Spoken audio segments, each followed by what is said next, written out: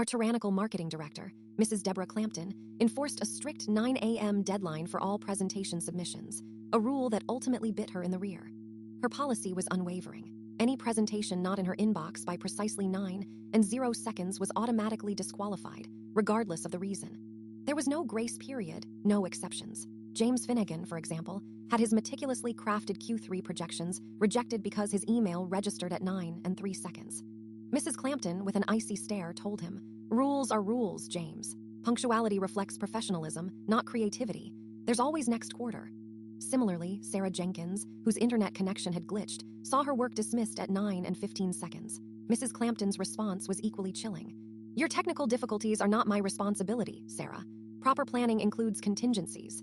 This inflexible adherence to rules, despite their harshness, was a clear demonstration of her need for control and a manifestation of the authoritarian personality. My own turn was approaching, with a $15,000 bonus riding on my project's approval. I was not about to become another victim of Mrs. Clampton's draconian policy. I started preparing days in advance, not just for the presentation itself, but for the submission. I arrived at the office at 6 a.m. on the submission day, my laptop fully charged, and connected directly to the building's main Ethernet, bypassing Wi-Fi. I screen recorded my entire submission process and took time-stamped photos of my computer clock alongside the submission confirmation. My email was drafted and ready, set to be sent the very millisecond the clock displayed the acceptable time. The clock ticked, 8:55 a.m., 8:56 a.m., 8:57 a.m. I was ready to hit send. Then something unexpected happened. Mrs. Clampton was nowhere to be seen. 8:58 a.m., 8:59 a.m., 9 a.m. I sent my email at 9 exactly, confirmed, and then waited. And waited.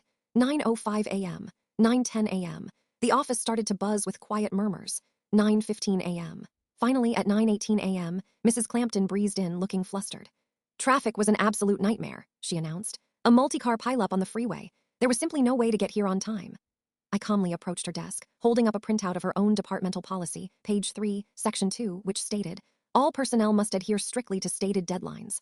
No excuses for tardiness, including unforeseen external circumstances, will be accepted."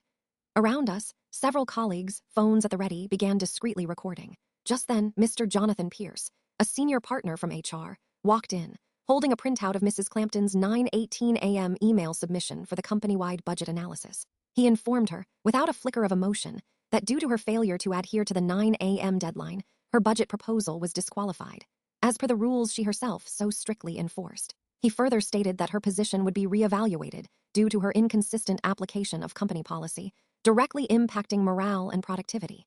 This situation perfectly illustrated the principle of poetic justice. Follow for a new story every day.